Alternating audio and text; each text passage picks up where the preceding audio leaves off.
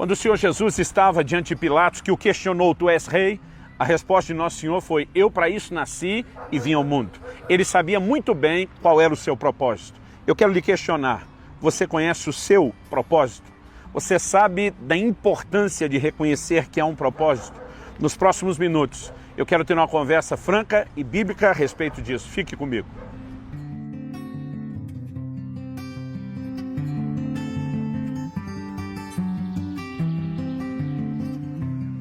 Gente, estou hoje em Curitiba, passando para trazer mais uma palavra ao seu coração. O apóstolo Paulo fez a seguinte declaração em 2 Timóteo 4,7. Combati o bom combate, completei a carreira e guardei a fé.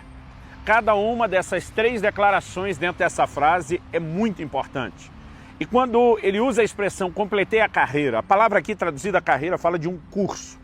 Algumas traduções optaram por terminei a corrida, mas na verdade ele está falando de chegar ao fim da jornada. E eu entendo que ele não está apenas falando da vida cristã, que também é apresentada como um caminho ou uma carreira, embora normalmente quando isso acontece, a palavra usada no original é diferente dessa. O apóstolo Paulo logo depois ele vai dizer guardei a fé, o que significa que se manter na vida cristã e, de fato, poder completar até o fim a caminhada cristã pode ser melhor entendido na terceira declaração. Eu olho para essa frase de Paulo e percebo que ela está alinhada com a outra declaração do mesmo apóstolo. Lá em Atos, no capítulo 20, ele diz, em nada tenho a minha vida como preciosa, contanto que eu complete a carreira e o ministério que recebi de nosso Senhor Jesus de testemunhar o evangelho da graça de Deus. Com isso, o apóstolo Paulo está dizendo que a carreira está relacionada ao seu chamado. Eu entendo que quando ele está dizendo eu completei o curso, ele está dizendo eu vivi para cumprir o meu propósito.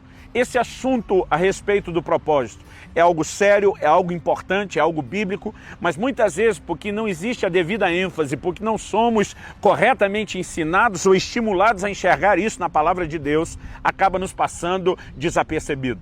Eu acredito que esse entendimento a respeito do propósito deveria começar pelos pais, na forma como eles vão educar os filhos. Cada um de nós precisa entender que veio esse mundo para cumprir um propósito.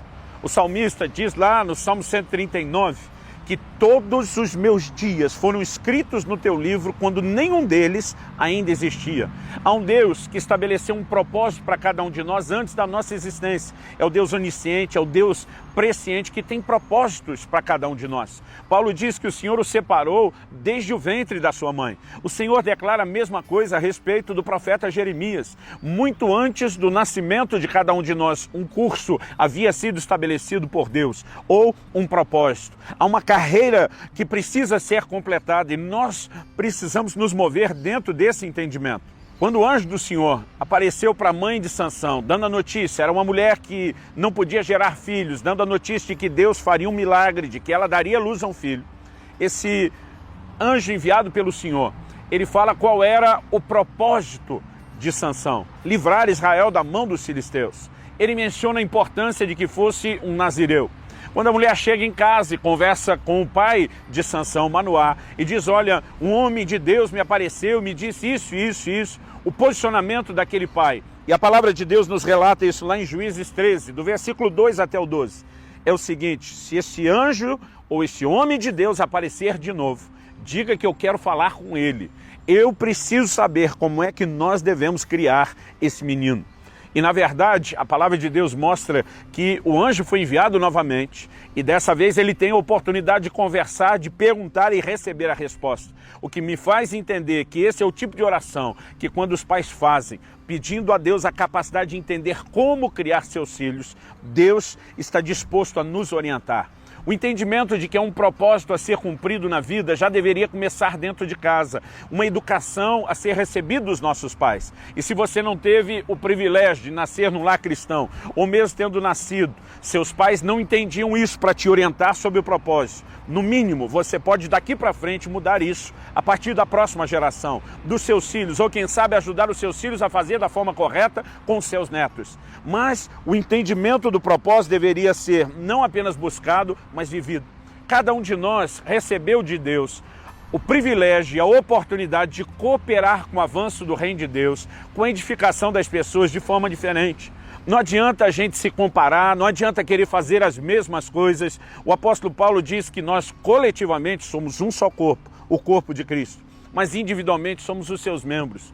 E os membros, eles são distintos, não apenas na posição, no lugar onde estão no corpo de Cristo, mas a função que eles desempenham.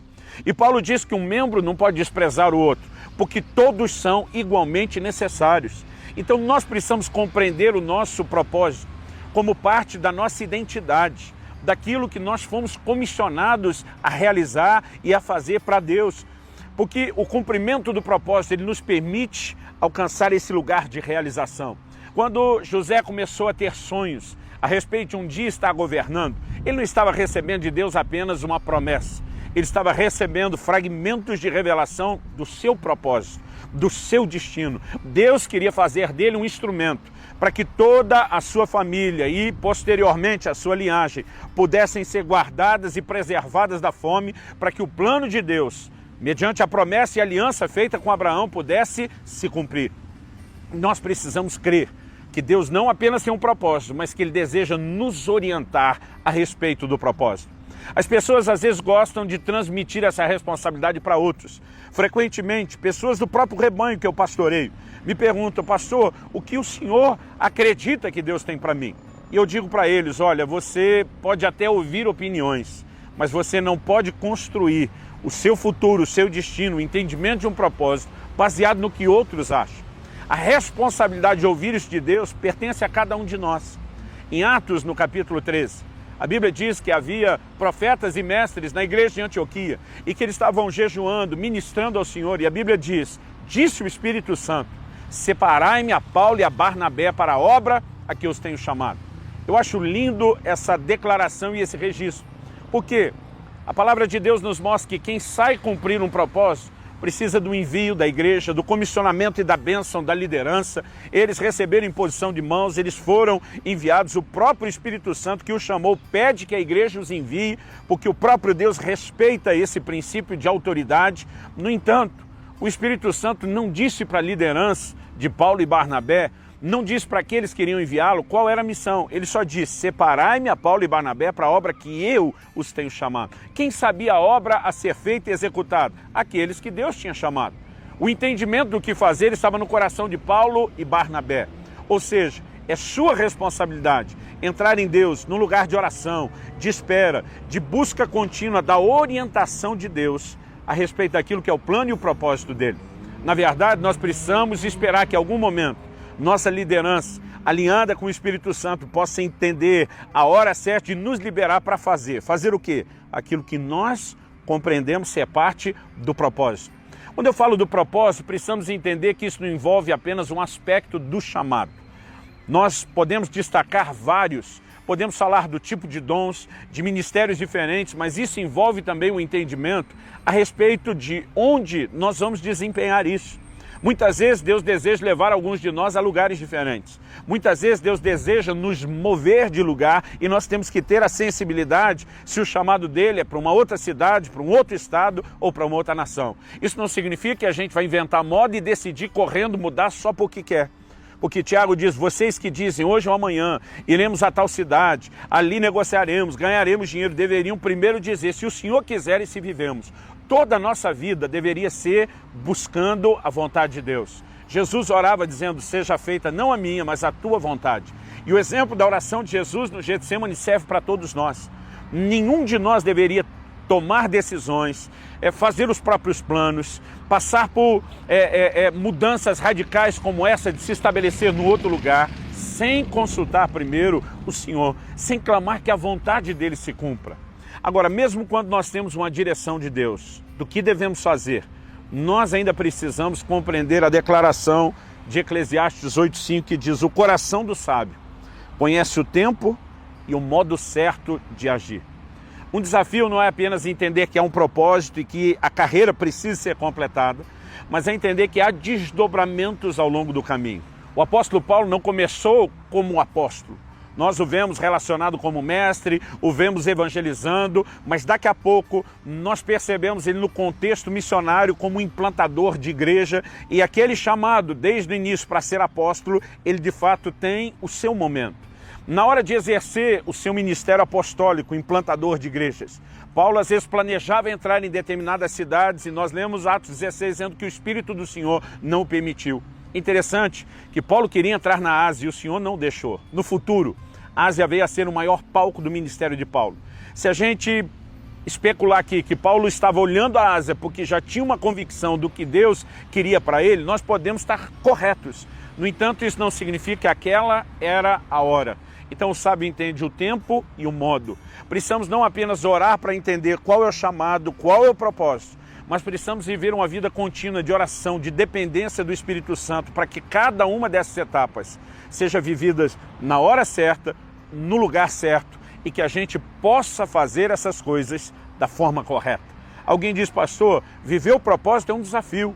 Se fosse tudo igual ou algo automático, mecânico, seria mais fácil. Eu falei para ele, e não seria talvez tão gostoso como a ideia de um plano personalizado. No entanto, isso tem que te tirar da zona de conforto, te colocar no lugar de dependência contínua de Deus. É por isso que nós estamos de uma vida de oração, de intimidade com Ele, de dependência do Espírito Santo, para que nós possamos, ao longo do caminho, entender cada vez mais o que Ele tem. Deus disse para Abraão, vai para uma terra que eu te mostrarei. Em outras palavras, Ele disse, enquanto você está indo, eu vou mostrando. Porque a vereda do justo é como a luz da aurora, vai brilhando mais e mais até ser dia perfeito. No entanto, temos que seguir a luz que já temos, enquanto aguardamos os detalhes que Deus ainda trará. Que Deus te ajude a entender, praticar, buscar e viver o seu propósito.